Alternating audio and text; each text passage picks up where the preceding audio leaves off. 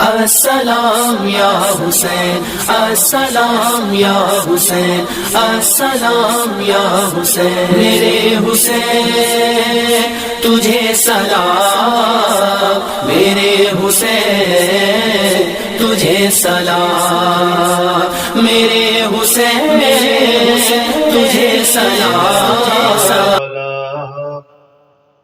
قوة إلا بالله العلي العظيم.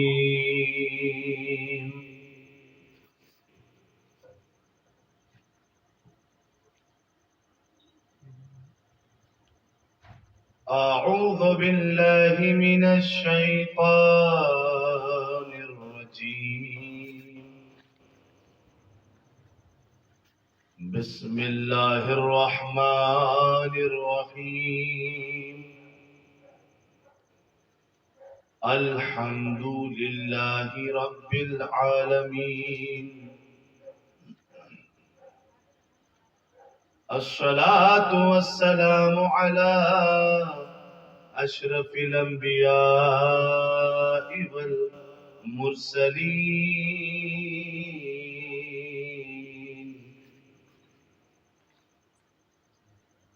سيدنا ومولانا ومولى الثقلين محبوب رب المشرقين جد الحسن والحسين على من اختاره من شجرة الأنبياء ومشكاة الضياء المنهاج البادي والكتاب الهادي أرسله بالدين المشهور والعلم المعثور والكتاب المسطور النور الساطع والضياء اللامع سيدنا الممجد المصطفى الأمجد أبي القاسم محمد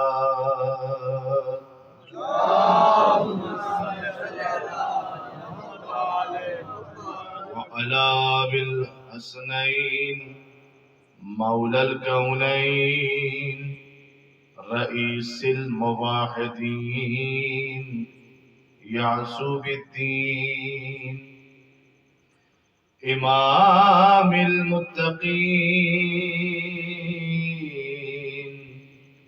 قائد غر المحجلين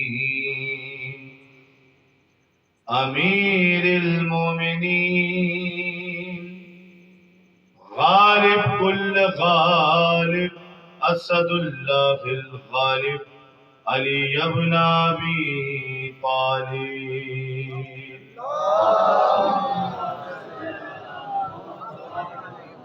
وعلى آل بيت النبوة ومعدن الرسالة.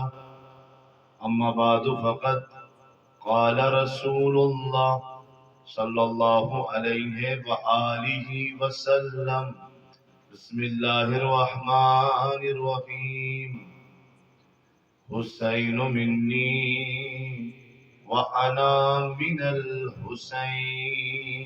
صلوات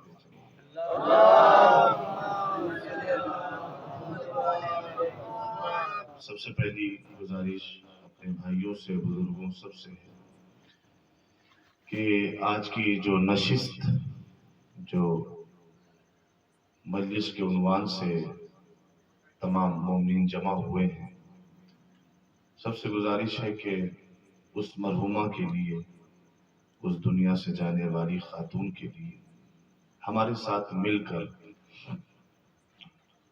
سورہ فاتحہ، سورہ قل اللہ کی تلاوت فرمائیں.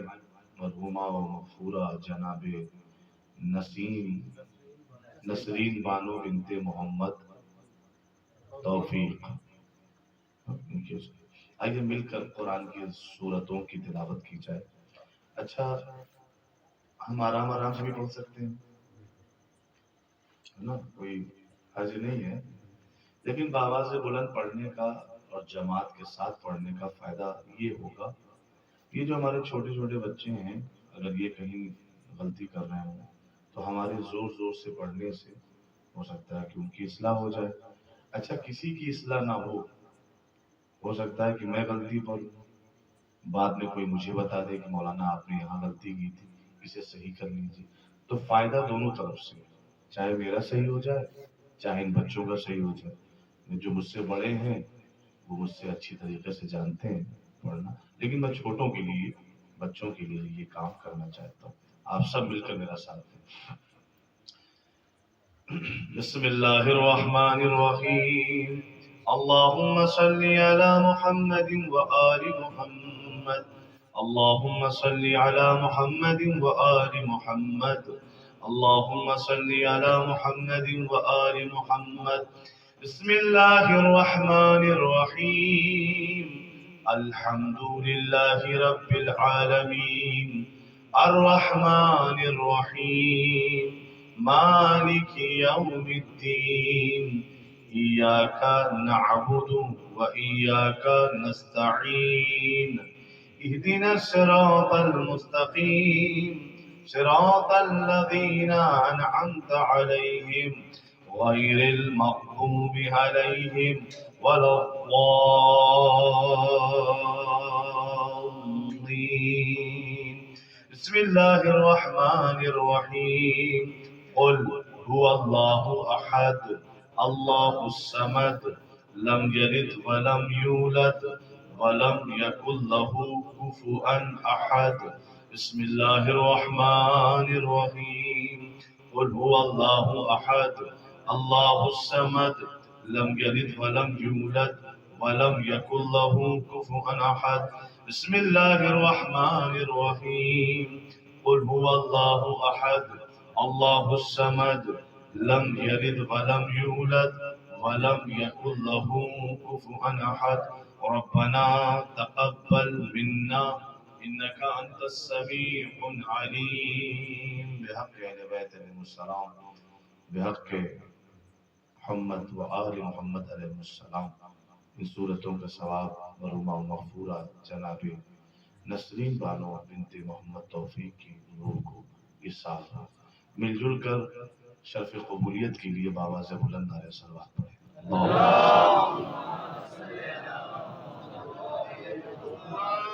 اعزاز محترم سامعین کرام, برادران, بزرگان,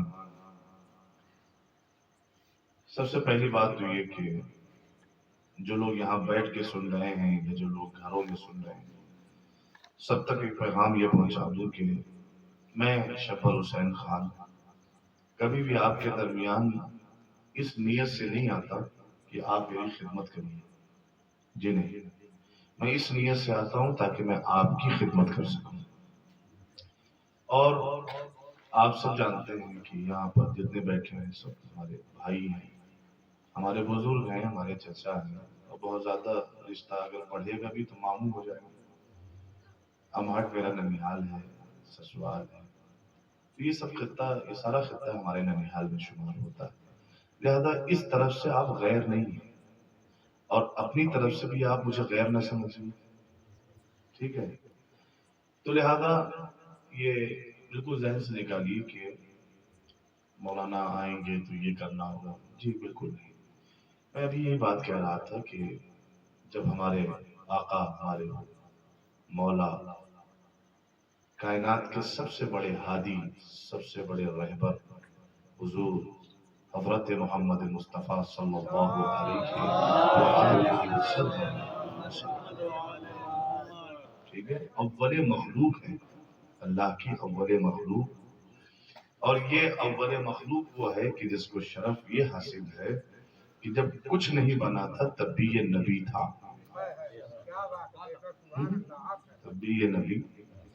تو سب کچھ انہی کے صدقے میں خلق ہوا ہے, سب کچھ انہی کے ذریعے سے. تو میں عرض یہ کر رہا ہوں کہ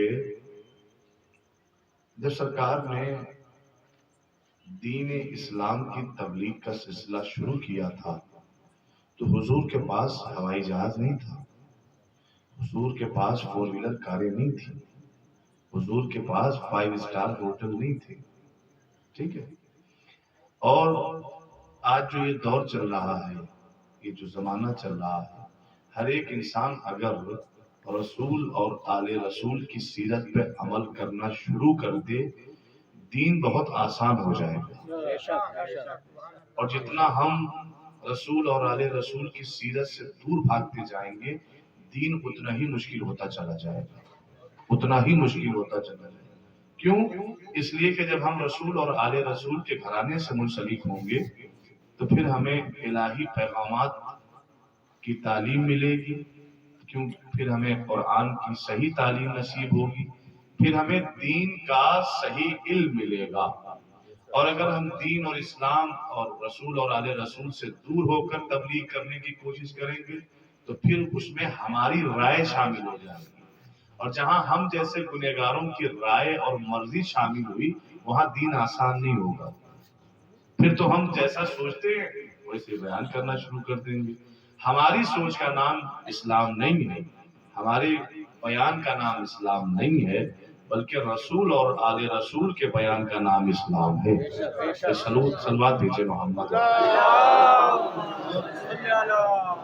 آپ کی خدمت میں عرض کروں کہ بڑی خوشی ہوتی ہے، بھائی عمران نے مجھے فون کیا کہ پروگرام اچھا بہت دن ہو گئے تھے آپ کے درمیان آئے بھی نہیں تھے، اور بڑا اچھا لگا کہ صاحب ٹھیک ہے مومنین نے اپنے پور میں پھر یاد کیا۔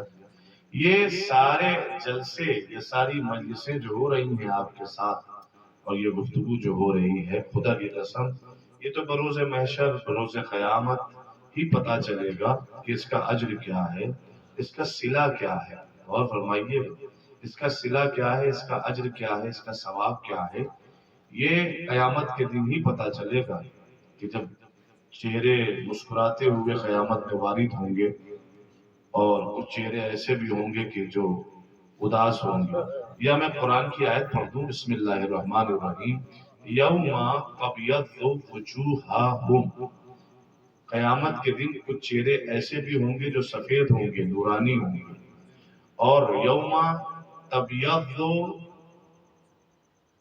وجوہہم، ابیض کہتے ہیں سفید کو، اور قرآن کی دوسری آیت کیا ہے؟ یوم تسود، اسود کہتے ہیں کالے کو، اور فرمانا تسود وجوہہم، اور قیامت میں کچھ چہرے ایسے بھی ہوں گے جن کے چہرے کالے ہوں گے۔ تو یہ جن کے چہرے نورانی ہیں، انہوں نے ایسا کام کیا کیا کہ ان کا چہرہ چمکدار ہے، نورانی ہے، اور یہ جن کا چہرہ کالا ہے قیامت میں، انہوں نے کچھ نہ کچھ تو ایسا کیا ہوگا نا کہ جس کی وجہ سے ان کا چہرہ کالا ہو گیا۔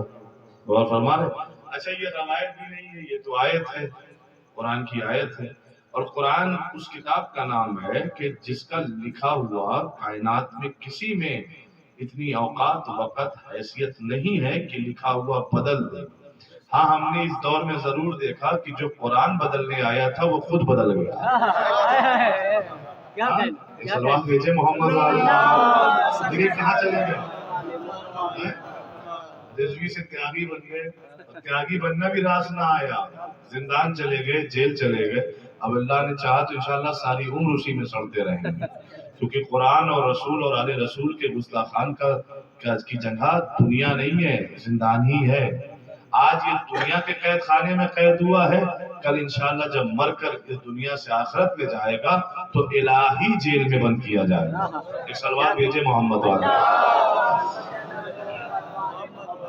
غور فرمائیے گا، میں یہ عرض کر رہا تھا کہ کچھ تو ایسا کام کیا ہوگا جن کا چہرہ سفید ہے، اور کچھ تو انہوں نے ایسا کام کیا ہوگا جن کا چہرہ کالا ہے۔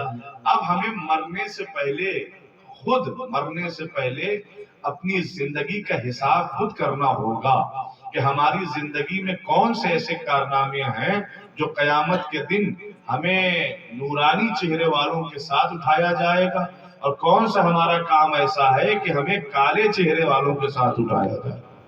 زیادہ غور آپ کو اور ہمیں کرنا ہے۔ تو بس میں یہ عرض کر رہا تھا۔ اچھا شروع میں دیکھیے سورہ فاتحہ مرحومہ کے لیے پڑھی گئی نا۔ کچھ لوگ کائنات میں ایسے بھی پائے جاتے ہیں کہ جو سورہ فاتحہ پڑھتے تو ہیں لیکن بغیر کسی وسیلے کے اللہ تک پہنچا دیتے ہیں. غور فرمائیے گا. کچھ لوگ ایسے بھی پائے جاتے ہیں جو بغیر وسیلے کے اللہ تک پہنچ جاتے ہیں. بغیر وسیلے کے اللہ تک پہنچ. بھائی صاحب یہاں جتنے بھی بیٹھے ہوئے ہیں سب کھانا کھاتے ہیں نا. کوئی بھوکا تو رہتا نہیں ہے, یا کوئی ایسا ہے جو ہوا پی کے رہتا ہو. ہاں سب کھانا کھاتے ہیں نا. تو صاحب جب کھانا کھانے آپ دسترخوان پر بیٹھتے ہیں تو سامنے رکھی جاتی ہے بشکاب, رکابی, ہمارٹ کی زبان میں رکابی کہا جائے, پلیٹ کہا جائے, رکھی جاتی ہے نا. اب اس رکابی میں, بشکاب میں, پلیٹ میں کھانا سرو کیا جاتا ہے. کھانا سرو کیا گیا, آپ سے 2 فٹ دور کھانا دسترخوان پر رکھا ہوا ہے. آپ کا منہ اور دسترخوان 2 فٹ کی دوری پر ہے. انصاف سے بتائیے کہ کچھ ایسا جواڑ لگاؤ کہ بغیر وسیلے کے منہ میں چلا جائے. کیا سن رہے ہیں آپ؟ ارے میں نے ایک لاجک بتائیے, کچھ ایسی ٹیکنیک لگاؤ کہ بغیر کسی وسیلے کے کھانا منہ میں چلا جائے. نہیں مولانا, جب تک ہاتھوں کو کھانے اور دہن کے درمیان وسیلہ نہ بناؤ گے ایک لقمہ بھی منہ میں پہنچ نہ پائے گا. تو سوچنا چاہیے کہ جب انسان بغیر ہاتھ کے وسیلے کے ایک لقمہ دہن تک نہیں پہنچا سکتا تو پھر اپنے اعمال بغیر خاندان مصطفیٰ کے وسیلے کے اللہ تک کیسے پہنچائے گا؟ ایک سلوات بھیجے محمد والے محمد, کیسے پہنچائے؟ اللہ اکبر, یا رسول اللہ, یا علی. سوچنے والی بات, کسی کو ڈھیلا نہیں مارنے آیا, کسی کو تیر نہیں مارنے آیا, سوچنے والی بات ہے نا. دیکھیں میں نے مرحومہ کے لیے سال ثواب کرایا اور رسول اور آل رسول کی ذات کو وسیلہ بنا کر ان کی روح تک ثواب پہنچانے کی کوشش کی. ہاں یہ عمل غیر قرآنی نہیں ہے, میری طرف دیکھیے گا. چلیے صاحب میں سفر شروع کیے دیتا ہوں, آپ یہ بتائیں. دیکھیں لکھا سب ہے کتابوں میں, اس کا تھوڑا سا ایکو کم کر دو بھیا, ہلکا سا ایکو کم کرو, ایکو رہنے دو ہلکا. اور فرمائیے گا, لکھا ہوا سب کتاب میں ہے, بس ٹھیک ہے, سب کتاب میں. ترمذی, بخاری, مستدرک اور جتنی بھی کتابیں ہیں, سنن ابن ماجہ, نسائی, ٹھیک ہے, یہ سب کتابیں جو میں آپ کے سامنے بیان کر رہا ہوں یہ سب میرے پاس ہیں. لکھی گئی روایتیں ہر کتاب میں ہیں لیکن پڑھی نہیں جاتی. غور فرما رہے ہیں آپ؟ ہاں ارے محمد صالح کشفی الحنفی نے کوکب دری لکھی ہے, اسے ساری روایتیں لکھ دی. لکھا سب ہے, پڑھی نہیں جاتی. لکھا کیا ہے ان تمام کتابوں میں, جو بڑی بڑی کتابوں کا نام لیا میں نے, اس میں کیا لکھا ہوا ہے؟ کہ ہر ایک کتاب میں لکھا ہوا ہے کہ حضرت آدم علیہ السلام جو ابو البشر ہیں, جو کائنات کے ہر انسان, ہندو ہو, مسلمان ہو, سکھ ہو, عیسائی ہو, ہر ایک جو بھی کائنات میں انسان موجود ہے, مرد ہو عورت, سب کے باپ کا نام کیا ہے؟ حضرت آدم علیہ السلام. ساری کتابوں میں یہ لکھا ہے کہ حضرت آدم علیہ السلام کی توبہ اس وقت تک قبول نہ ہوئی جب تک انہوں نے پنجتن کو وسیلہ نہ بنایا. تو جب انبیاء کرام, تو جب میں سوال کرتا ہوں نا, یہ بتائیے حضرت آدم علیہ السلام بڑے ہیں یا ملا بڑا ہے, مولوی بڑا ہے, کون بڑا ہے؟ حضرت آدم علیہ السلام معصوم ہیں, نبی ہیں, اللہ کے پہلے خلیفہ ہیں. قرآن نے اعلان کیا ہے نا, بسم اللہ الرحمن الرحیم, انی جاعل فی الارض خلیفہ, ہم روئے زمین کے لیے ایک خلیفہ بنانے والے ہیں. وہ کون ہیں؟ حضرت آدم. روئے زمین پر سب سے پہلے خلیفہ بن کر کون آئے ہیں؟ حضرت آدم آئے نا. تو یہ خلیفۃ اللہ ہیں, یہ صفی اللہ ہیں, یہ نبی اللہ ہیں, یہ عصمت کے درجے پر فائز ہیں, یہ معصوم ہیں, یہ نبوت کے درجے پر فائز ہیں. بھائی سارے منصب پانے کے بعد بھی توبہ قبول نہ ہوئی جب تک محمد اور آل محمد کو وسیلہ نہ بنایا. اچھا دیکھیے صاحب, آپ کہتے ہیں کہ صاحب حضرت آدم علیہ السلام نے, ساری کتابوں میں لکھا ہوا ہے, ہاں شیعہ سنی ساری کتابوں میں لکھا ہوا ہے کہ حضرت آدم نے محمد اور آل محمد یعنی پنجتن پاک کو وسیلہ بنایا تو توبہ قبول ہوئی. تو وسیلہ کسے بنایا جاتا ہے؟ وسیلہ اسے بنایا جاتا ہے کہ جس کا وجود ان سے پہلے ہو. اور ہمارے ہاں جس کا وجود ان سے پہلے رہا ہو، ان سے پہلے رہا ہو. وسیلہ اسے بنایا جاتا ہے جو ان سے قد میں بڑا ہو. اور فرما رہے ہیں وسیلہ اسے بنایا جاتا ہے جو ان سے مقام میں بڑا ہو. وسیلہ اسے بنایا جاتا ہے جو منزلت میں بڑا ہو. آپ کہیں گے کیسے؟ تو چلیے صاحب آپ اپنا ایک مسئلہ لے کر افلے پور سے ضلع سلطان پور سٹی میں جائیے، کوئی بھی سرکاری وبھاگ میں جائیے گا تو یہ بتاؤ کہ بڑے ادھیکاری تک پہنچنے کے لیے کس کو وسیلہ بناؤ گے؟ اور فرمایا کہ بڑے ادھیکاری تک پہنچنے کے لیے کسی بڑے کو تلاش کرنا ہوگا کہ جس کے تعلقات اس سے اچھے ہوں. اب بھائی انسان کی کمزوری اور انسان کا تعصب اور افسوس تو یہی ہوتا ہے نا، وہ چھوٹے چھوٹے کام میں دنیاوی کام میں وسیلہ بنانے کو تیار ہے لیکن اسلام میں وسیلہ بنانے کو تیار نہیں ہے. کیوں تیار نہیں ہو بھائی؟ چلیے قرآن کی طرف چلتے ہیں. میں کچھ آیتیں پڑھنا چاہتا ہوں. بسم اللہ الرحمن الرحیم. پہلی آیت هو الذی، قرآن مجید کا 62واں سورہ دوسری آیت، بار بار سنتے ہیں پھر سنیے.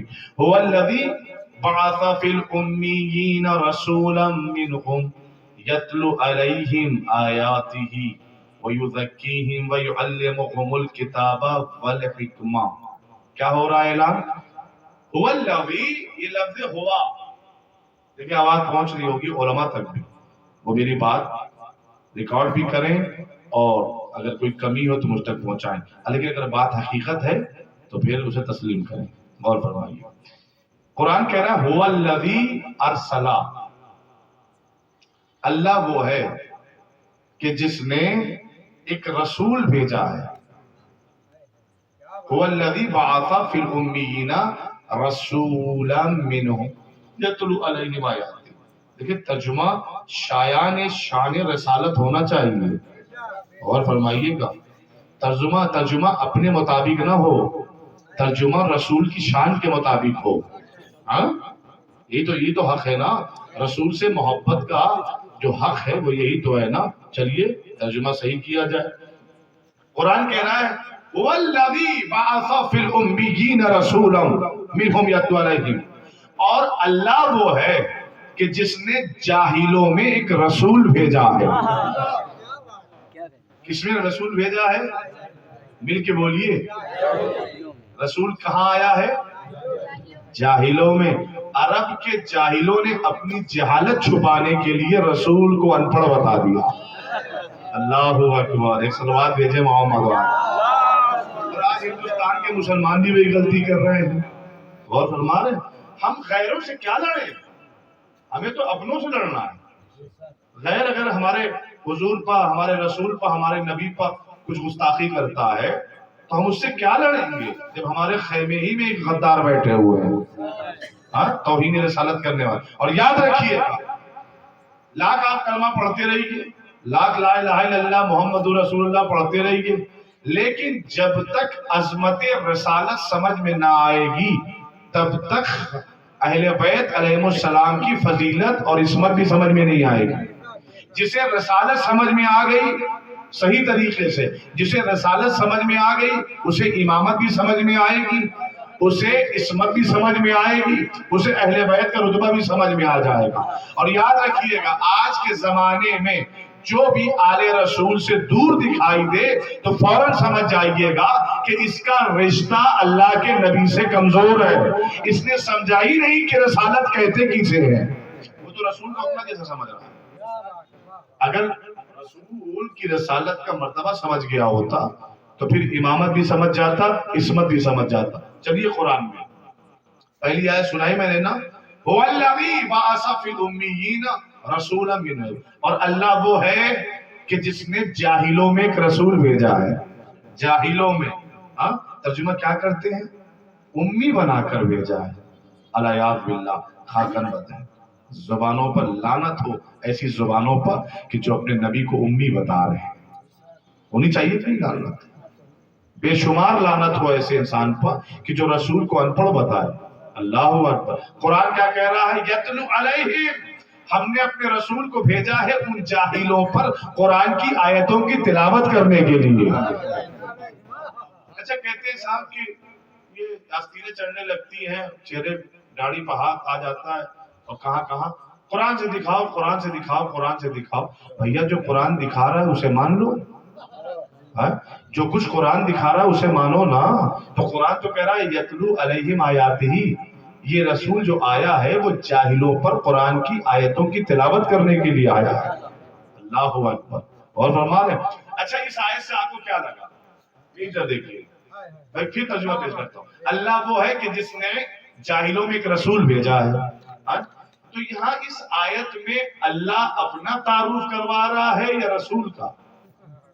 بتائیں کس کا تعارف کروا رہا ہے؟ اپنا تعارف, اپنی پہچان بتا رہا ہے یا اپنے رسول کی؟ بھائی ظاہری طور پر تو لگ رہا ہے کہ رسول کی بتا رہا ہے. نہیں, رسول کی پہچان نہیں بتا رہا ہے, رسول کو نہیں پہچانوا رہا ہے. غور فرمائیے گا. دیکھیں آیتوں کے راز اور آیتوں کی نزاکت اور لہجے کا راز سمجھیے, ذرا سا محسوس کریے. یہاں اس آیت میں اللہ اپنے رسول کی معرفت نہیں کروا رہا ہے, اس آیت میں اللہ اپنے رسول کو نہیں پہچانوا رہا ہے, پھر کہ رسول کو وسیلہ بنا کر اپنا تعارف کروا رہا ہے. غور فرمایا آپ نے؟ اللہ وہ ہے, ذرا سا عربی میں غور کریں, اللہ وہ ہے کہ جس نے رسول بھیجا. یعنی رسول کی ذات کو وسیلہ بنا کر اپنی پہچان کروا رہا ہے. اچھا اس سے پہلے کہ ایک بات سنا دیتا ہوں بھائی, حدیث قدسی میں ہے, موجود ہے, ساری کتابوں میں ہے, سارے مسلک میں ہے. اللہ نے فرمایا کنتو کنزن مخفیہ, میں چھپا ہوا خزانہ تھا, میں نے چاہا کہ میں پہچانا جاؤں تو میں نے اے محمد تمہارے نور. یعنی اپنی پہچان کے لیے اللہ کس کے نور کو خلق کر رہا ہے؟ رسول کے نور کو. اور اس آیت میں اللہ نے کیا فرمایا؟ اللہ وہ ہے جس نے جاہلوں میں ایک رسول بھیجا ہے. تو ہمیں ظاہری طور پر لگا کہ اللہ اپنے رسول کی پہچان کروا رہا ہے نا. نہیں, اپنے رسول کی پہچان نہیں کروا رہا, بلکہ رسول کو وسیلہ بنا کر, ذات مصطفیٰ کو وسیلہ بنا کر اللہ اپنی پہچان کروا رہا ہے. اور بات اچھا یہ بتائیے کہ حضرت آدم سے لے کر خاتم تک, خاتم سے اب تک آپ نے اللہ کو کیسے پہچانا؟ ابا کے کہنے پہ. ابا کس نے بتایا؟ ان کے ابا نے بتایا, ان کے ابا نے بتایا, ان کے ابا نے بتایا, انہیں کس نے بتایا؟ تو جا کر سلسلہ کہاں رکے گا؟ رسالت, خاندان رسالت پر رکے گا. اگر خاندان رسالت اس کائنات میں نہ ہوتے تو پھر کسی کو پتہ ہی نہیں چلتا کہ سجدہ کسے کرنا چاہیے, پوجنا کسے چاہیے. اس کا مطلب یہ ہے کہ اس کائنات پر رسول اور آل رسول کا احسان ہے کہ جنہوں نے یہ پہچان بتائی کہ سجدہ کہاں کرو, سر کس کے سامنے جھکاؤ, اللہ کون ہے, خالق تمہارا کون ہے, مالک. تو اب اس آیت میں اللہ ذات محمد کو وسیلہ بنا کر اپنی پہچان کروا رہا ہے. چلیے اور آگے بڑھتے ہیں. پھر میں آپ کی خدمت میں عرض کروں, بسم اللہ الرحمن الرحیم. اللہ فرماتا ہے کہ سبحان الذی اسرا بعبدہ, اللہ پاک و پاک ہے, اللہ سبحان ہے, پاک و پاکیزہ ہے. کیوں؟ کیونکہ وہ اپنے بندے کو معراج پر لے گیا. کہاں لے گیا؟ معراج پر لے گیا. معراج محمد کا تذکرہ اللہ کر رہا ہے, اپنے نبی کی معراج کا تذکرہ کر رہا ہے. غور فرمائیے گا. تو اب یہ کہہ رہا ہے اللہ کہ اللہ سبحان ہے, اللہ پاک و پاکیزہ ہے کہ جو اپنے نبی کو معراج پر لے گیا, اپنے بندے کو معراج پر لے گیا. ٹھیک ہے, اس آیت میں آپ کو کیا لگا کہ اللہ اپنے رسول کی پہچان کروا رہا ہے؟ اللہ اپنے رسول کو پہچانوانا چاہتا؟ نہیں, وہ اس آیت میں بھی ذات محمد کو وسیلہ بنا کر اپنا تعارف کروانا چاہتا ہے کہ دنیا دیکھ لے کہ اللہ سبحان ہے, اللہ پاک و پاکیزہ ہے, بے عیب ہے, اس میں کوئی عیب نہیں ہے, پاک و پاکیزہ ہے. اس مقام پر بھی آپ نے دیکھا کہ ذات محمد کو وسیلہ بنایا اپنی پہچان کے لیے. چلیے سورہ رحمان, اللہ نے کیا فرمایا؟ الرحمن علم القرآن خلق الانسان علمہ البیان. اللہ کیا ہے؟ رحمان, جس نے بیان کی تعلیم دی, جس نے قرآن کی تعلیم دی, پھر انسان کو خلق فرمایا, اور پھر علم بیان کی تعلیم دی. دیکھیں یہاں پر اللہ علم مصطفیٰ کو وسیلہ بنا کر اپنی پہچان کروا رہا ہے. غور فرما رہے ہیں آپ؟ علم مصطفیٰ کو وسیلہ بنا کر اپنی پہچان کروا رہا ہے. اب میں آپ سے سوال کروں اور جہاں جہاں تک بھی آواز جا رہی ہے بھائی، ان جتنی آیتوں میں اللہ نے اپنے حبیب کا تذکرہ کیا، اللہ یہ ہے جس نے ایسا رسول بھیجا، اللہ وہ ہے جس نے اپنے بندے کو معراج پر بھیجا، اللہ رحمان ہے کہ جس نے اپنے بندے کو علم بیان دیا، علم قرآن دیا. یہ جتنی بھی آیتیں اور بھی مختلف آیتیں قرآن میں موجود ہے کہ جہاں پر اللہ نے یہ اس لہجے میں بات کی ہے کہ اللہ وہ ہے جس نے اپنے حبیب پر، جس نے اپنے نبی پر، ان کے سینے پر نزل الفرقان علی عبدہ، جس نے اپنے بندے پر فرقان نازل کیا، قرآن نازل کیا. ہر ایک مقام پر ذات مصطفیٰ کو وسیلہ بناتا جا رہا ہے، اپنی پہچان کرواتا جا رہا ہے.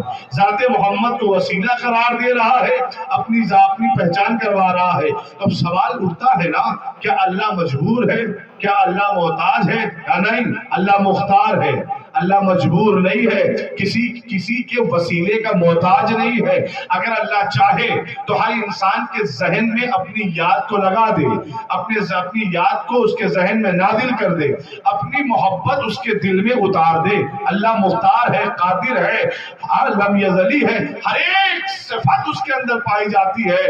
جو کچھ اللہ چاہے کرنا، کیوں؟ اس لیے کہ اللہ کی شان یہ ہے کہ جب وہ کچھ بنانا چاہتا ہے تو بس کچھ لفظیں کہتا ہے، کون فیکون، ارادہ کرتا ہے اور وہ شے ہو جاتی ہے. تو وہ محتاج نہیں ہے. جو محتاج نہیں تو وسیلہ کیوں بنا رہا ہے؟ ارے وہ کہہ دیتا، لوگوں کے ذہن میں اتار دیتا کہ اللہ تمہارا خالق کون ہے، تمہارا مالک کون ہے، تمہارا رازق کون ہے، کون ہے روز جزا کا مالک، کون ہے جہنم و جنت کا خلق کرنے والا، کون ہے اس دنیا کو پیدا کرنے والا، کون ہے فرشتوں کو پیدا کرنے والا، کون ہے سورج و چاند کو بنانے والا، کون ہے ان ساتوں آسمانوں کی تخلیق کرنے والا. یہ اللہ ذاتی طور پر اپنی قوت سے انسان کے ذہن میں لکھ دیتا، رکھ دیتا، کسی بھی طریقے سے نازل کر دیتا. لیکن اللہ نے اپنے پاور کا استعمال نہیں کیا، اللہ نے اپنے اختیار کا استعمال نہیں کیا، اللہ نے اپنی قدرت کا استعمال نہیں کیا. اپنے آپ کو پہچانوانے کے لیے اللہ نے اپنی طاقت کا استعمال نہیں کیا، بلکہ ذات محمد کو وسیلہ بنایا. اے میرے حبیب، تیری ذات وسیلہ ہوگی، پہچانا اللہ جائے گا. تیری ذات وسیلہ ہوگی، اللہ پہچانا جائے گا. تو میرے معبود، تو نے وسیلہ قرار کیوں دیا؟ کہ اس لیے قرار دیا کہ قیامت تک آنے والے انسان ان تک یہ پیغام پہنچ جائے کہ جب میں اللہ اللہ ہو کر بغیر وسیلے کے تم تک نہیں آتا تو تم ان کے بغیر مجھ تک کیسے آؤ گے؟ کیسے آ سکتے ہو؟ آئیے داری جب میں اللہ ہو کر ان کے. اچھا پھر دیکھیے آپ کہ قرآن پڑھنے والے، قرآن سے سوال کرنے والے، قرآن سے جواب مانگنے والے، قرآن سے دلیل مانگنے والے، کیا انہوں نے یہ آیت نہیں پڑھی؟ ادھر دیکھیے گا، بسم اللہ الرحمن الرحیم، وَابْتَغُوا إِلَيْهِ الْوَسِيلَةَ. یہ قرآن کی آیت ہے. بند کمرے میں مجلس تھوڑی ہو رہی ہے کہ اپنے سننے والوں کو جیسے سکھا پڑھا تو پڑھا، کھلے میں ہو رہی ہے نا. وَابْتَغُوا إِلَيْهِ الْوَسِيلَةَ. یہ اعلان پروردگار، حکم پروردگار ہے کہ مجھ تک پہنچنے کے لیے وسیلہ کیوں نہیں تلاش کرتے؟ قرآن تو خود دعوت دے رہا ہے نا، قرآن تو خود دعوت دے رہا ہے نا، قرآن تو خود حکم دے رہا ہے نا. تو پھر یہ قرآن ختم کر، اب تو مہینہ بھی آنے والا ہے قرآن ختم کرنے والا، نہ جانے کتنے پارے کتنے قرآن ختم کر دیے جائیں گے.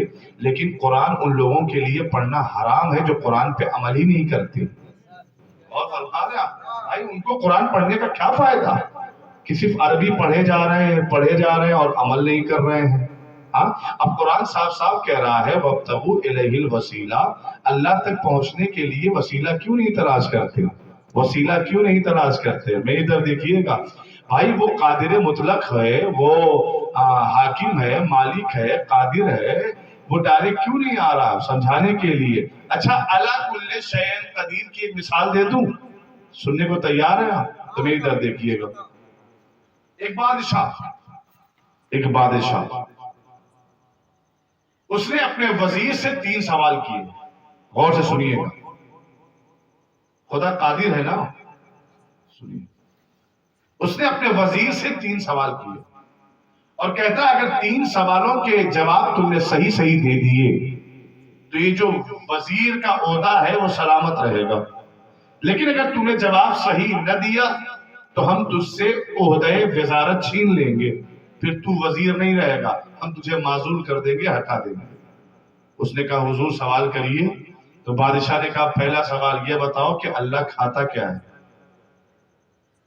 انہوں نے کہا دوسرا سوال کہ اللہ پہنتا کیا ہے.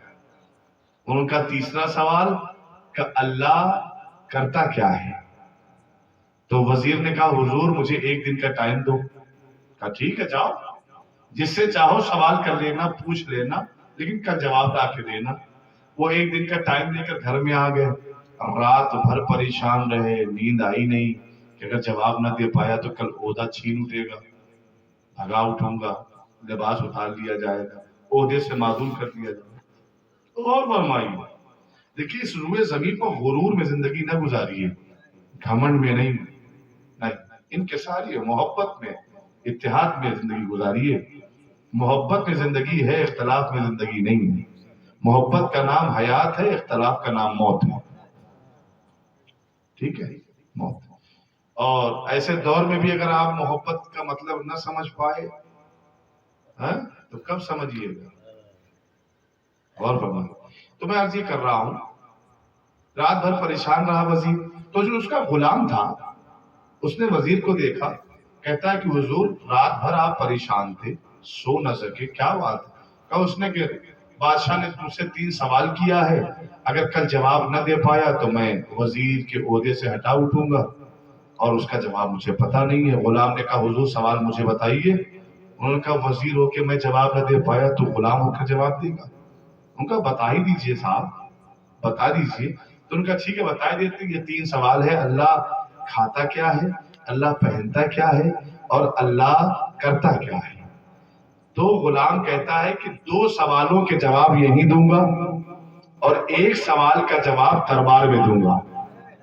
اور غلام بے وقوف نہیں ہے، غلام چالاک ہے. کہتا اچھا بتا 2 سوالوں کے جواب. کا پہلا سوال بتاؤ کہ اللہ کھاتا کیا ہے. کھاتا کیا ہے اللہ. تو غلام کہتا اللہ اپنے بندوں کے گناہوں کو کھا جاتا ہے. اللہ ستار العیوب ہے نا، بندوں کے گناہوں کو چھپا لیتا ہے نا. ورنہ میاں شبر حسین صاحب آپ نے کتنے گناہ کیے ہیں، آپ کے آنے سے پہلے افلے پل والوں کو پتہ چل جاتے. میں گنہگار انسان ہوں، میں کسی کی مثال کیوں دوں، اپنی اوپر دے رہا ہوں. ٹھیک ہے، ورنہ دن بھر میں ہم کتنے کام کرتے ہیں.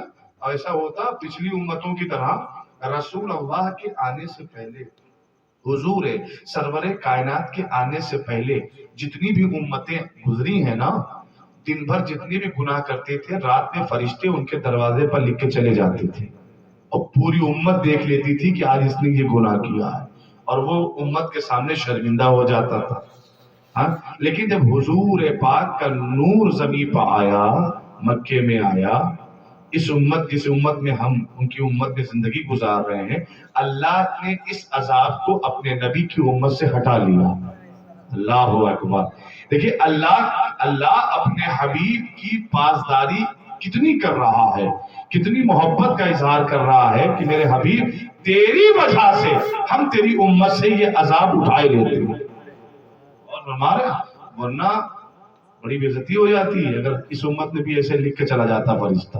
لیکن اللہ نے اپنے حبیب کی وجہ سے یہ عذاب ہٹا دیا. چلیے بات آگے بڑھتے ہیں. انہوں نے کہا بتاؤ اللہ بندوں کے گناہ کھا لیتا ہے، معاف کر دیتا ہے، چھپا لیتا ہے، کریم ہے، ختم کر دیتا ہے.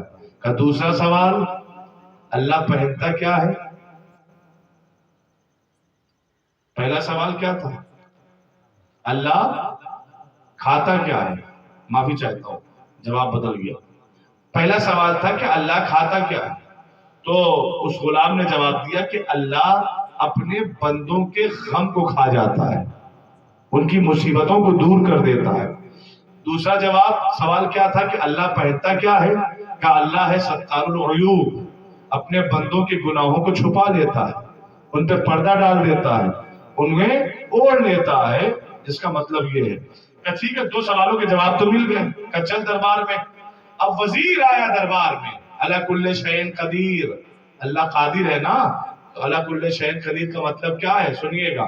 کہ چل دربار میں. اب بادشاہ بھی دربار میں آ گیا، غلام بھی دربار میں آ گیا، دونوں دربار میں آ گئے. تو بادشاہ کہتا ہے بتاؤ پہلے سوال کا جواب کہ اللہ کھاتا کیا ہے؟ تو وزیر نے کہا چونکہ جو معلوم تھا، لیکن جو سوالوں کے جواب اگر معلوم ہو تو دل میں خوشی ہوتی ہے، چہرے پر خوشی رہتی ہے کہ ہمیں تو پتہ ہی ہے. اس نے کہا کھاتا کیا ہے؟ تو اس نے کہا اللہ بندوں کے غم اور ان کے درد کو، ان کی مصیبتوں کو کھا جاتا ہے، ان سے دور کر دیتا ہے. کہ دوسرا سوال کہ اللہ پہنتا کیا ہے؟ تو وزیر کہتا ہے کہ اللہ بندوں کے گناہوں کو پہن لیتا ہے، بندوں کے گناہوں کو چھپا دیتا ہے، محو کر دیتا ہے، ان سے چھٹکارا دلا دیتا ہے، معاف کر دیتا ہے. اگر توبہ کر لے تو اسے معاف کر دیتا ہے، پہن لیتا ہے. اب تیسرا سوال جب اس نے کیا بادشاہ نے کہ اللہ کرتا کیا ہے، تو وزیر کہتا حضور اس کا جواب میرے پاس نہیں ہے، کہ پھر کہ میرے غلام کے پاس ہے. تو بادشاہ کہتا ہے یہ بتا یہ جو دو سوالوں کے جواب تو نے دیے یہ تیرے تھے یا تیرے غلام کے تھے؟ اللہ اکبر. تو اب چونکہ غلام سامنے کھڑا ہے نا تو یہ انکار نہیں کر پائے کہ حضور یہ دونوں بھی اسی غلام کے تھے، اسی غلام کے تھے. تو بادشاہ کہتا ہے وزیر سے اپنا لباس اتارو، اپنا لباس وزارت، یہ وزیر والا جو لباس ہے نا اسے اتارو، اتار کے اپنے غلام کو پہناؤ، اور غلام کا لباس اتار کر خود پہن لو. آج سے تمہارا غلام تمہارا وزیر اور تم اس کے غلام بن گئے. لیجئے صاحب وزیر کا لباس غلام نے پہن لیا، غلام کا لباس وزیر نے پہن لیا. اب پہلے والا وزیر کہتا ہے غلام سے اب تیسرے سوال کا جواب تو دے دے کہ اللہ کرتا کیا ہے.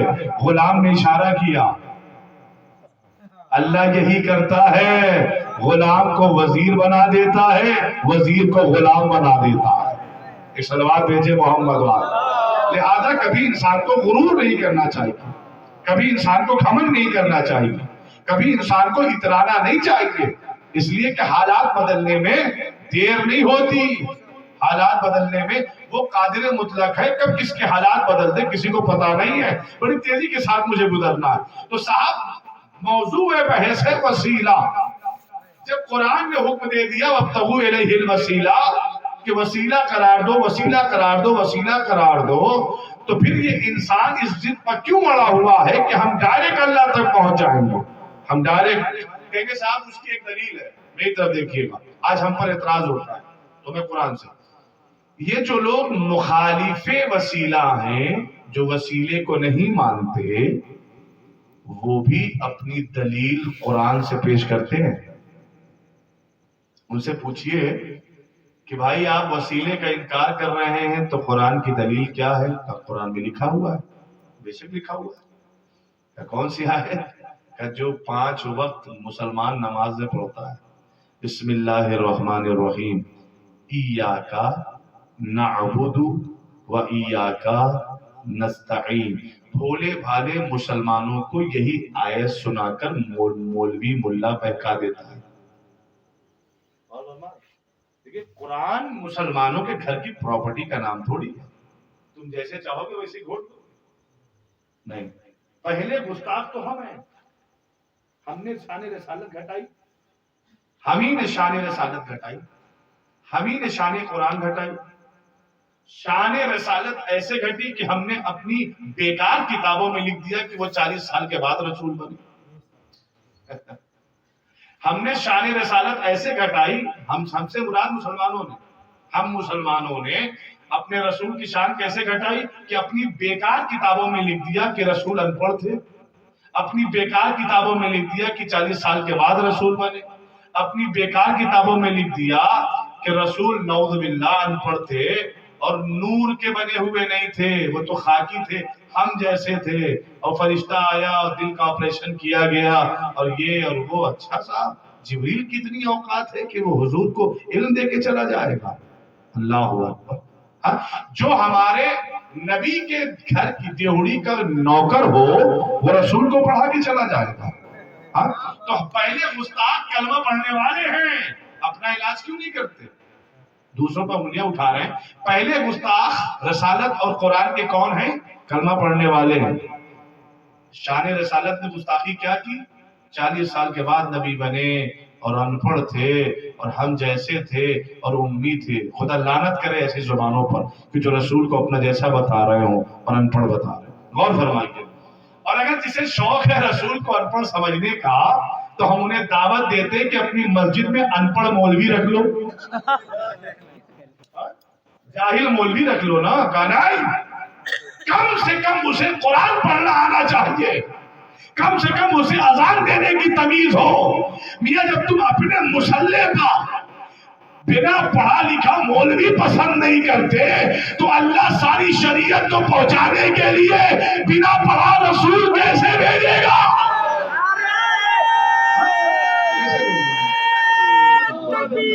اللہ اکبر. یا رسول اللہ.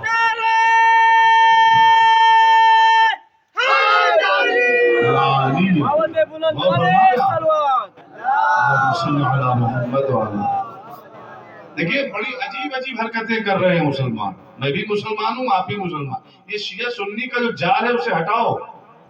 یہ تو ہم دیکھیے میں خود بھی مولوی ہوں، یہ مولویوں کی دکان کا ذریعہ ہے. شیعہ سنی ہم زیادہ سنی خلاف پڑھیں گے تو شیعہ کو بلائیں گے، وہ شیعہ خلاف پڑھیں گے تو سنی کو بلائیں گے، وہ بریلویوں کے خلاف پڑھیں گے وہ دیوبندی بلائیں گے، دیوبندی خلاف پڑھیں. سب دکان چلا رہے بھائی صاحب. نہیں ان کے چکر نہ پڑی، ان کے چکر نہ پڑی، ضرورت بھی نہیں ہے. میں بھی مسلمان، آپ بھی مسلمان، ٹھیک ہے. تو جب اختلاف ہوگا تو شیعہ سنی نہیں مارے جائیں گے، مسلمان ہی مارا.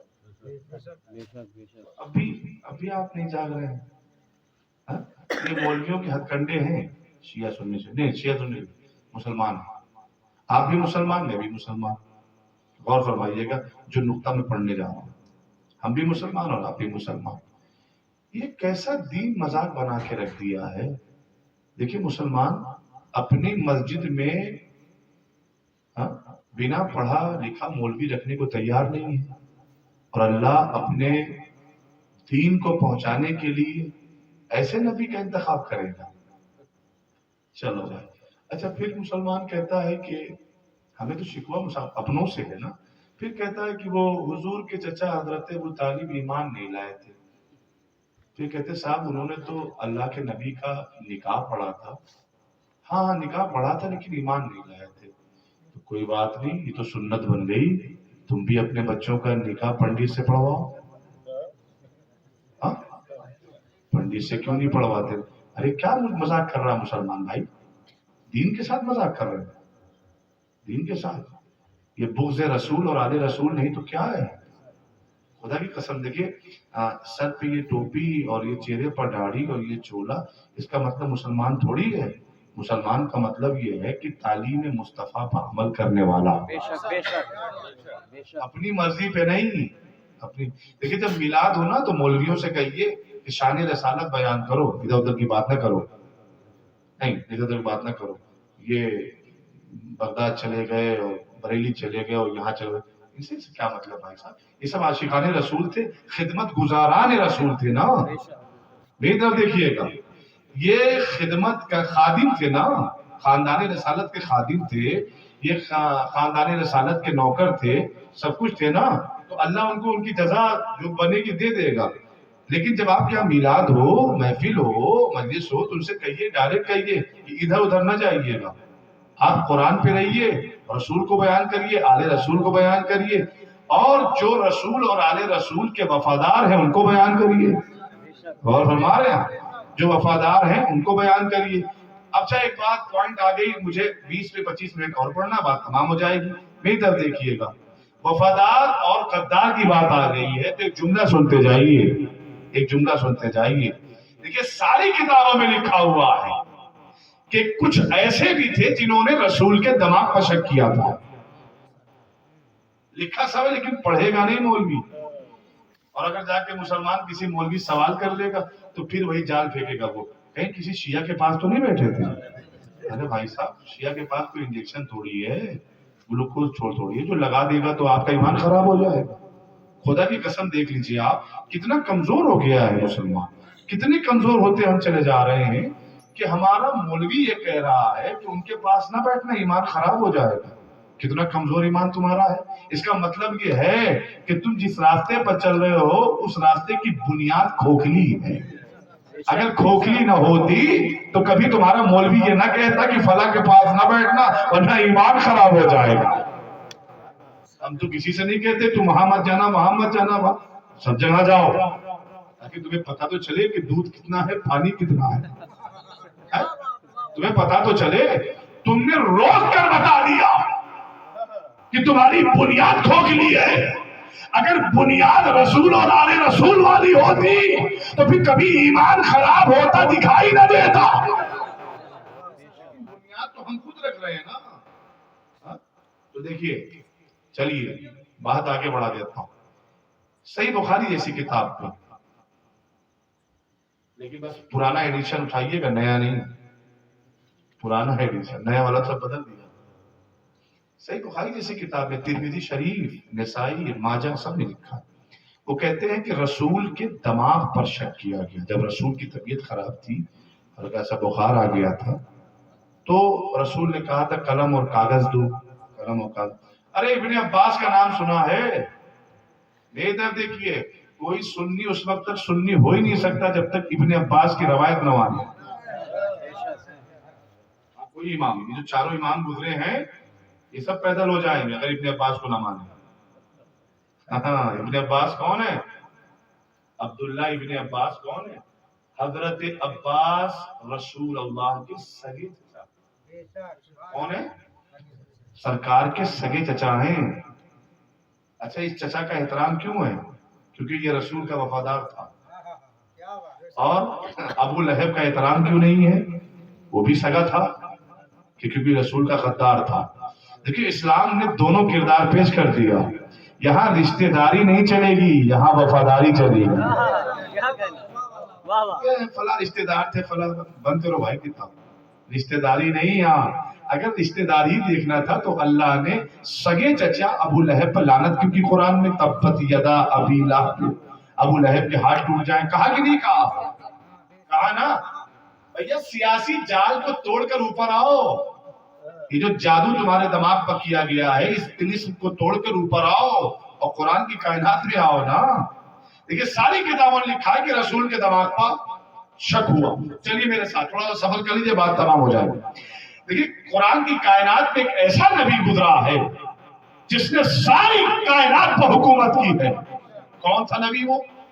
حضرت داؤد علیہ السلام کے جانشین، حضرت داؤد کے بیٹے، ان کے جانشین، ان کے وارث.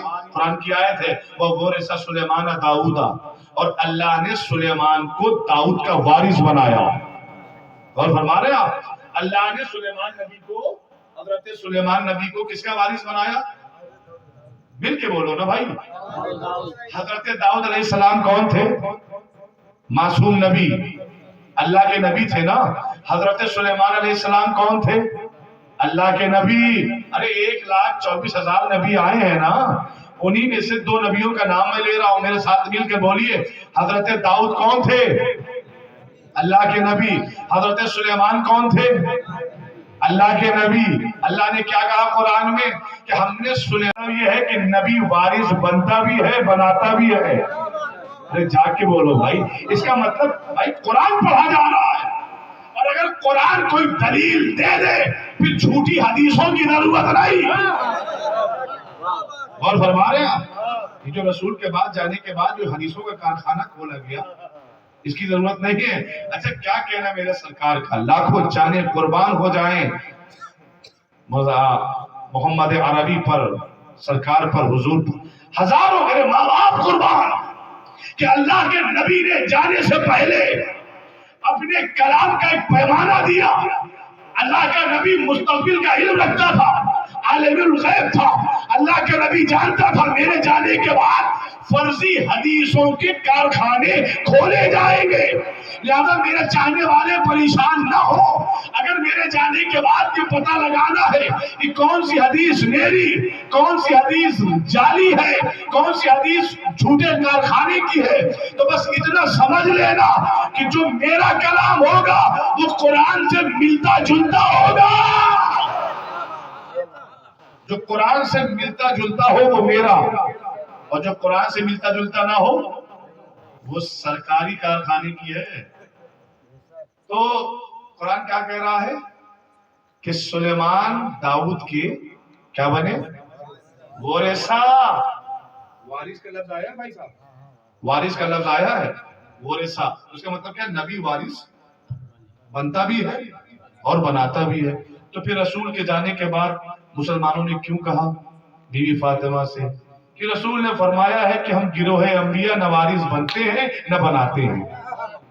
اوئے ہوئے بھیا، ابھی تو تم نے کہا تھا قرآن کافی ہے. ہاں، اگر کچھ پیش کرنا ہی تھا تو قرآن پیش کرتے نا، حدیث کیوں پیش کر رہے ہو؟ ہاں، پھر رسول کے جانے کے بعد باغ فتح کو لے کر یہ کیوں کہا اس دور کے مسلمانوں نے کہ ہم، رسول نے فرمایا ہے کہ ہم نحنو معاشر انبیاء، کہ ہم گروہ انبیاء نہ وارث بنتے ہیں. ہم انبیاء، ہم نبی 1,24,000 نہ کسی کے وارث بنے اور نہ بنایا. یہ رسول نے فرمایا تھا.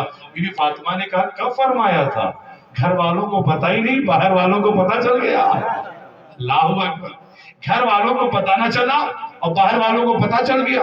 تو انصاف سے بتائیے، آپ جھوٹی حدیثوں کا ساتھ دینے والے ہیں یا قرآن کی آیت کا ساتھ دینے والے ہیں؟ بھائی قرآن کی آیت کہتی ہے وَوَرِثَ سُلَيْمَانَ دَاؤُدَ، داؤد کے وارث حضرت سلیمان بنے. تو اس کا مطلب قرآن کھلا ہوا چیلنج دے رہا ہے نا کہ نبی وارث بنتا بھی ہے بناتا بھی ہے. اب جو نبی کے جانے کے بعد وارث اور وراثت کی مخالفت کرے، سمجھ جانا نہ اس کا رشتہ رسول سے ہے نہ قرآن سے ہے. نعرہ تو بہانہ بنا رہا ہے. بالکل غور فرمائیے گا. ہاں دیکھیے قرآن میں نے پڑھ دیا ہے. اور سنیے، میرا گھر اکبر پور لور پور ہے. کبھی بھی آپ کو ضرورت ایسی پڑی کہ مولانا سے کچھ پوچھوایا جائے تو فوراً فون لگائیے گا. اور میں آپ کا فون کاٹوں گا نہیں کہ مجھے پتا نہیں، فوراً اٹھاؤں گا. اور اگر کوئی مولوی اعتراض کرے تو اس سے میری بات کروائیے گا.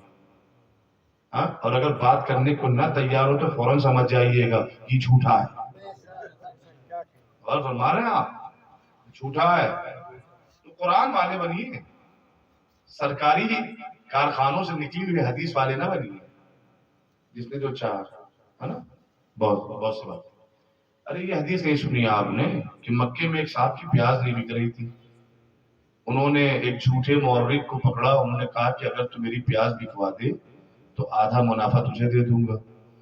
تو انہوں نے پیاز کے اوپر حدیث کہا قال رسول اللہ نعوذ باللہ، کہ اللہ کے نبی نے فرمایا ہے کہ جو اکے کی پیاز مکے میں کھائے گا اس پر جنت واجب ہے. یہ بھی حدیثیں ہیں، پڑھیے جا کے کتابیں، یہ بھی ہے.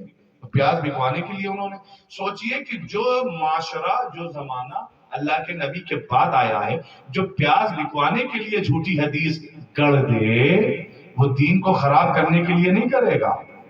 تو جو یہ کہے کہ ہم، اللہ کے نبی نے فرمایا نہ وارث بنتے ہیں ہم نبی اور نہ بناتے ہیں، جھوٹا ہے. پھر اسے نہ صحابی مانیے گا نہ مسلمان مانیے گا. کیوں؟ قرآن، حدیث سے بڑی چیز کا نام ہے قرآن. اس کائنات میں قرآن سے بڑا کوئی نہیں، کسی کا کلام نہیں. ہو سکتا کوئی کہے نہیں ہمارے مولوی صاحب کا کلام بڑا ہے، تو ایسے بڑے کو اور اس بڑے کو اپنے سے دوری رکھیے گا. ہاں، پھر اسے ہمارے ہاں ضرورت نہیں ہے. پھر اسے شہر مدینہ سے نکال کر شہر ڈاسنا بھیج دیجیے. سلوات بھیجے محمد والے.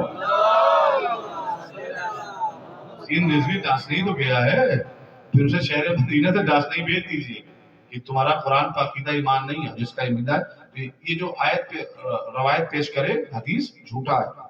بہرحال تو بھائی دماغ پر شک کیا، ساری کتاب میں لکھا ہوا ہے جتنے لوگ بیٹھے ہیں میں آپ کو اللہ کی قسم دیتا ہوں، رسول اللہ کی قسم دیتا ہوں، کل صبح کا سورج جب نکلے گا نا تو جا کر پوچھئے گا مولویوں سے کہ رسول کے دماغ پر شک کیا گیا کہ نہیں، اور جن لوگوں نے رسول اللہ کے دماغ پر شک کیا وہ ہندو تھے، یہودی تھے، عیسائی تھے، جینی تھے، بودھسٹ تھے، کون تھے؟ کون تھے؟ ارے مسلمان رسول کے دماغ پر شک کرے گا؟ کیسی بات کر رہے ہیں بھائی صاحب؟ کرے گا؟ اللہ اکبر۔ جا کے آپ اس کا سوال کریے کس نے کیا، اور حقیقت پتا چل جائے کہ رسول کے دماغ پر کس نے شک کیا تو اسی دن سے اس انسان سے دور ہو جائیے گا کہ جو رسول کا نہ ہوا وہ مسلمانوں کا کیا ہوگا؟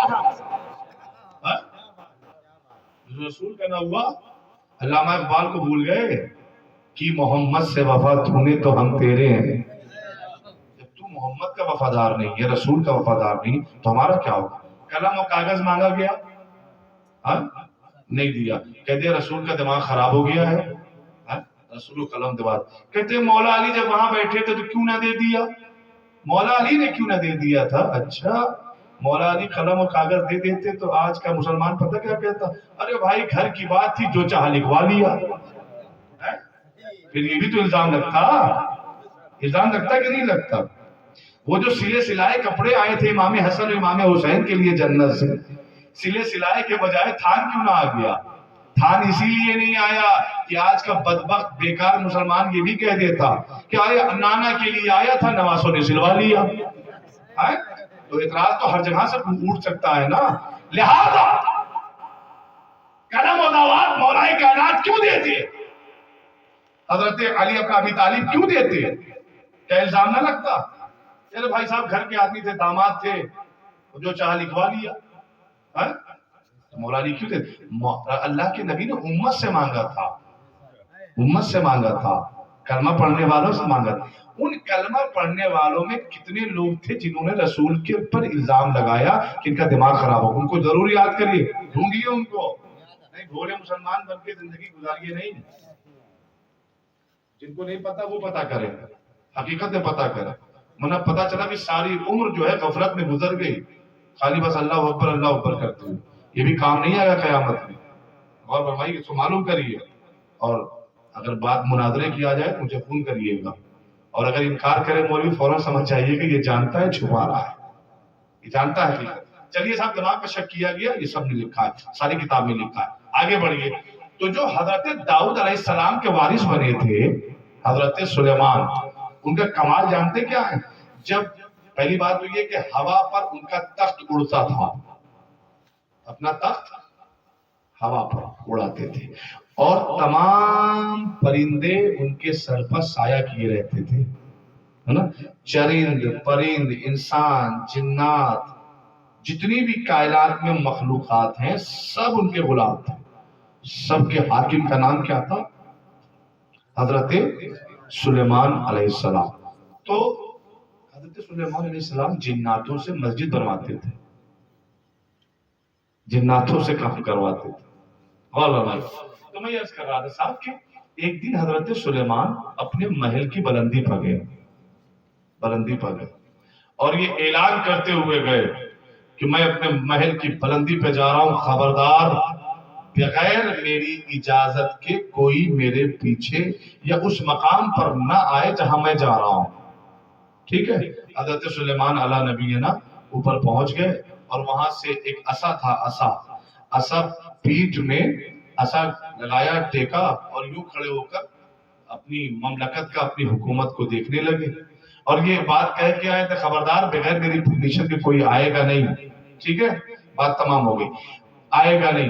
لیکن حضرت سلیمان نے محسوس کیا کسی کے آنے کی آہٹ، آواز دی کہ میں نے منع کیا تھا کہ میری پرمیشن کے بغیر، اجازت کے بغیر کوئی آئے گا نہیں، لیکن آنے والوں نے جواب دیا کہ اے اللہ کے نبی سلیمان، ہم وہ ہیں کہ جنہیں آنے کے لیے کسی کی اجازت لینے کی ضرورت نہیں ہے۔ کہ کون ہو؟ کہ ہم ملک الموت ہیں، ہم ملک الموت، ہم آپ کی روح قبض کرنے کے لیے آئے ہیں۔ تو حضرت سلیمان نے کہا اچھا ٹھیک ہے، آئیے، ویلکم، آپ کا استقبال ہے، لیکن اتنی مہلت دے دے کہ میں یہاں سے اتر کر اپنے بستر پر لے جاؤں. ملک الموت نے کہا اتنی پرمیشن بھی نہیں ہے. اللہ نے کہا کہ سلیمان جیسے کھڑے ہیں ویسے ہی کھڑے رہیں, روح نکال کے چلے آؤ. کہا ٹھیک ہے, جب اللہ کا حکم ہے تو اللہ کے حکم میں دیری کیوں, نکالو.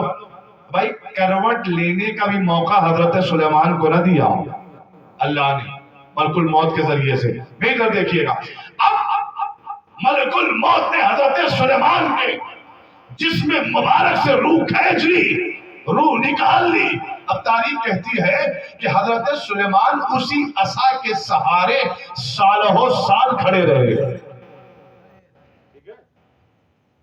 ہاں سالوں سال, دسیوں سال, بیسوں سال کھڑے رہے عصا کے سہارے کئی سال تک. اچھا جب ایسے کھڑے رہے اور روح نکل چکی ہے, کھڑے رہے, تو جو ان کی امت میں حکومت میں زندگی لوگ بسر کر رہے تھے نا, وہ ایسے دیکھتے تھے, ارے سلیمان نبی دیکھ رہے ہیں, کام کرتے رہو, نبی دیکھ رہے ہیں, یہ کرتے رہو, یہ کام نہ کرنا, نبی دیکھ رہے ہیں. سب میں دہشت بنی ہوئی تھی کہ نبی دیکھ رہے ہیں, نبی دیکھ رہے ہیں. حالانکہ کئی سال ہو گئے حضرت سلیمان کے جسم مبارک سے روح کو نکلے ہوئے. کل لوگوں کو کب پتا چلا کہ سلیمان دنیا سے گزر گئے؟ کہ اللہ نے عصا میں دیمک پیدا کی, دیمک نے عصا کو کھانا شروع کیا. جب دیمک نے عصے کو کھا لیا اور عصا ٹوٹا تو حضرت سلیمان فرش پر آئے تو لوگوں کو پتا چلا کہ سلیمان دنیا سے چلے گئے. اب ان کے چاہنے والے حضرت سلیمان کو لینے کے لیے جب بلندی پر پہنچے ہیں تو برسوں عصا کے سہارے پر کھڑے رہے. حضرت سلیمان کی لاش کو دیکھا, جنازے کو دیکھا اور رونے لگے اور انہیں اٹھا کے نیچے لائے. کتنے سال ہو گئے؟ کہ دسیوں سال سے اوپر حضرت سلیمان عصا کے سہارے کھڑے رہے. روح جسم سے نکل گئی, لیکن کسی تاریخ میں یہ لکھا ہوا نہیں ملا کہ کسی نے لکھا ہو کہ حضرت سلیمان کے جسم سے بدبو آنے لگی, حضرت سلیمان کا جسم خراب ہو گیا, حضرت سلیمان کا بدن خراب ہو گیا ہو. کسی تاریخ نے بھی نہیں لکھا. بھائی جھوٹی سے جھوٹی روایت دکھاؤ کہ کسی جھوٹی بھی مورخ نے لکھا ہو, جھوٹے مورخ نے اپنے قلم سے لکھ دیا ہو کہ سالوں سال, کئی سال تک روح نکل جانے کے بعد اللہ کا نبی سلیمان عصا کے سہارے سے کھڑا رہا اور اس میں بدبو آئی ہو. نہیں, کسی نے نہیں لکھا.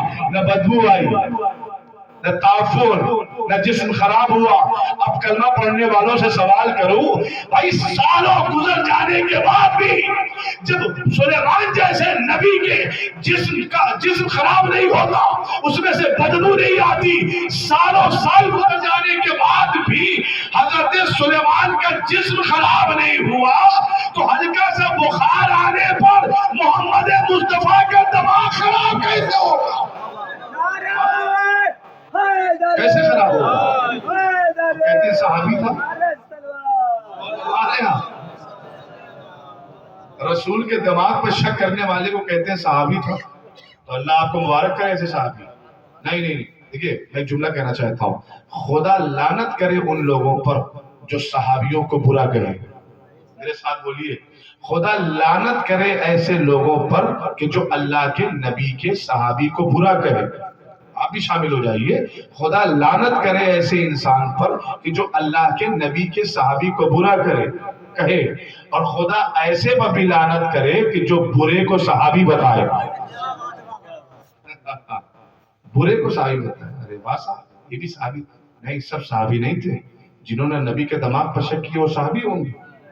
جنہوں نے رسول کے جانے کے بعد حضرت بی بی فاطمہ سلام اللہ علیہا کا حق نہیں دیا, ان کے گھر پر آگ و لکڑی, ان کا دروازہ جلایا, ان کی پسلیاں توڑی, مولائے کائنات کے اوپر ظلم ہوا, وہ صحابی تھے. کہتے صحابی تو شیعوں کی من گڑت ہے, شیعوں کی من گڑت ہے. پھر لفظ شیعہ آ گیا, من گڑت نہیں ہے. پڑھیے کتابوں میں, شیعہ کتاب میں نہیں, سنی کتاب میں پڑھیے. یہ سب ہو چکا. ابو بکر جوہری نے لکھا ہے خلافت و ملوکیت میں, علامہ مودودی نے لکھا ہے. علامہ مودودی کہتے ہیں کہ ہاں وہ صاحب جو نبی کے بعد جو خلیفہ بنے اور ان کے بعد جو بنے, یہ لوگ بہت تند مزاج تھے. ان سے بعید نہیں ہے کہ انہوں نے یہ کیا ہو. تاریخ طبری پڑھیے، محمد بن جریر طبری، مجلس کے بعد میں دکھاؤں گا اور مجھے پہلے سے نکال دینا چاہیے. جریر، محمد بن جریر طبری، تاریخ طبری شیعوں کتاب نہیں ہے، اہل سنت والجماعت کی کتاب ہے. اس نے کیا لکھا ہے، ابھی میرے پاس حوالہ دے کے جائیے گا. اس نے لکھا کہ خلیفہ اول آخر وقت تھا، انتقال کرنے والے تھے، اور انہوں نے خلیفہ دوم کو بلایا، کہنے لگے کہ اگر تم نے مجھ سے یہ گناہ نہ کروایا ہوتا، نبی کی بیٹی کی گھر پر آگ نہ لگوائی ہوتی، تو اللہ کا رسول مجھے معاف کر دیتا. یا تو ان کتابوں کو جلا ڈالیے، یا اگر مانتے ہو ان کتابوں کو تو اس روایتوں کو مانو. ٹھیک ہے، غفلت میں زندگی نہ گزارو، ورنہ قیامت کے دن جواب نہ دے پاؤ. لہذا ہمارا رسول بس اتنا ہے کہ جو رسول اور آل رسول کا وفادار ہے ہم اس سے محبت کریں گے، لیکن جو رسول اور آل رسول کا غدار ہے ہم اس سے محبت نہیں کر سکتے. اور میں نے آپ کو قسم دلائی ہے کہ میرے جانے کے بعد اگر آپ کوئی کسی سے سوال کریں، آپ سے کوئی سوال کرے اور کوئی مولوی ہو خاص طور سے، تو مجھ سے ضرور بات کروائیے، اور بات کرنے کو تیار ہو جائے تو سبحان اللہ، اور بھاگے تو سمجھ جائیے گا جھوٹا ہے. اتنا بڑا چیلنج بھی کر سکتا ہے، وہی کر سکتا ہے جسے اطمینان ہو کہ وہ صحیح راستے پر ہے. بہرحال آپ حساب سے بتائیے کہ آپ جس سے محبت کرتے ہیں اگر اس کے اوپر ظلم ہو، مسائب، اس کے اوپر مصیبتیں آئیں، تو چاہنے والوں کی آنکھوں میں آنسو آئیں گے کہ نہیں آئیں گے؟ میں بستی ضلع میں گیا تھا، وہاں پر ایک وہ ہے بانسی وہاں کا راجہ مشہور ہے. بانسی سے 2-4 کلومیٹر دور ایک گاؤں ہے رام بھاری، وہاں مسلمانوں کی بڑی اچھی آبادی ہے. تو وہاں پہ گیا تھا 2-3 دن، وہاں پہ رکا تو دیکھا تھا کہ صاحب ایک ماں ہے جو اپنے جوان بیٹے کے لاشے پر، میت پر رو رہی ہے. اس کا بیٹا انتقال کر گیا تھا. اللہ رسول اور آل رسول کے صدقے میں قوم کے جوانوں کو سلامت رکھے، انہیں ہر مصیبت ہر بلا سے محفوظ رکھے. تو میں نے دیکھا رام بھاری میں، بستی ضلع میں، کہ وہ ماں اپنے جوان بیٹے پر رو رہی ہے، اپنے بیٹے کو یاد کر کے رو رہی ہے صاحب. تو ایک مولوی صاحب تھے جو ماں کو منع کر رہے ہیں، چپ ہو جاؤ، اسلام میں رونا منع ہے، اسلام میں رونا منع ہے، اسلام میں رونا منع ہے. ارے رسول اللہ صلی اللہ علیہ وآلہ وسلم کے جب مسلسل 3 بیٹے انتقال کر گئے، جب جناب قاسم انتقال کر گئے، محمد اسماعیل انتقال کر گئے، 3 بیٹے مسلسل آئے ہیں انتقال کر گئے، رسول ہر بیٹے کے جانے پر روئی. اچھا چلو ٹھیک ہے، بیٹا نہ سمجھ میں آئے تو چچا کا نام سنا ہے، جناب حمزہ. جناب حمزہ کو جب ابو سفیان نے جنگ احد میں ایک حبشی غلام کے ذریعے سے شہید کروایا تھا، تو رسول اللہ جناب حمزہ کے لاشے پر بیٹھ کر بہت روئے. تو بتاؤ اللہ کے نبی سے اسلام لوگے یا مولوی سے اسلام لوگے؟ تو رسول تو اپنے چاہنے والوں کی میت پر رو رہا ہے، ان کی مصیبت پر رو رہا ہے. رو رہا ہے کہ نہیں رو رہا ہے؟ اور وہاں وہ کہہ رہے ہیں اسلام میں رونا نہیں ہے، اسلام میں رونا نہیں ہے. کون سا دین تم چلا رہے ہو صاحب؟ اس سے بہتر ہے کوئی پارٹی بنا لو، دین و اسلام کو برباد نہ کرو. اور یاد رکھیے گا جب تک یہ جھوٹے دین کے ماننے والے ہیں، اسلام 2 طرح کا ہو گیا ہے، ایک رسول اللہ والا اسلام، ایک مسلمانوں والا اسلام.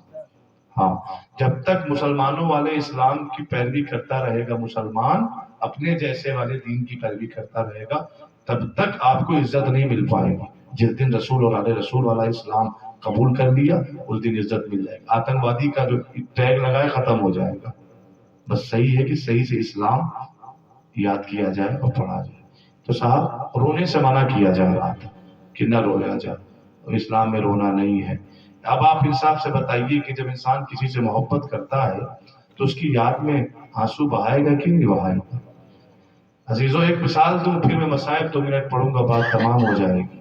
رسول اللہ کے جانے کے بعد ایک آدمی آیا مدینے میں، جو اللہ کے نبی کو تلاش کر رہا تھا، اے مسلمانوں، مسلمان نہیں تھا، مسلمانوں یہ بتاؤ کہ تمہارے نبی کہاں ہیں، میں ان سے ملاقات کرنا چاہتا ہوں۔ تو وہ جو اللہ کے نبی کا صحابی تھا جناب خزیمہ بن ثابت، انہوں نے کہا، جب سنا کہ یہ نبی سے ملنے آیا ہے تو رونے لگے خزیمہ بن ثابت۔ تو آنے والا کہتا ہے، بھائی میں نے تمہارے نبی کا پتہ پوچھا، روتے کیوں ہو؟ تو کہنے لگے جناب خزیمہ بن ثابت کہ تجھے پتہ نہیں ہے کہ اللہ کے نبی کو گئے ہوئے زمانہ ہو گیا، آج تو نے ان کی یاد دلا دی، لہذا رسول کی یاد میں آنکھوں سے آنسو نکل آیا۔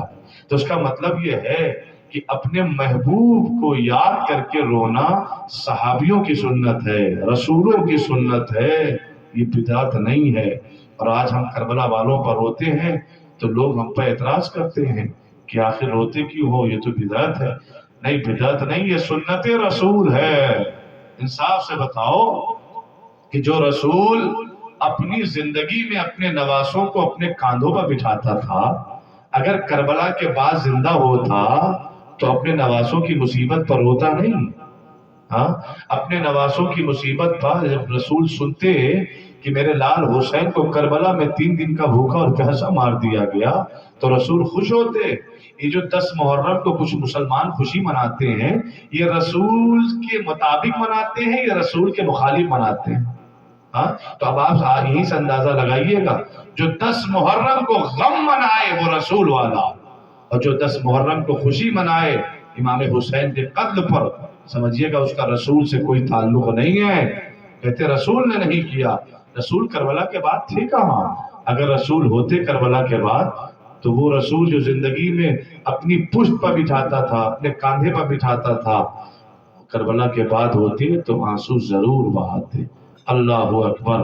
ایک مرحومہ کے اظہار ثواب کی مجلس ہے، میں 2-4 فقرے پڑھوں، مجلس تمام ہو جائے گی۔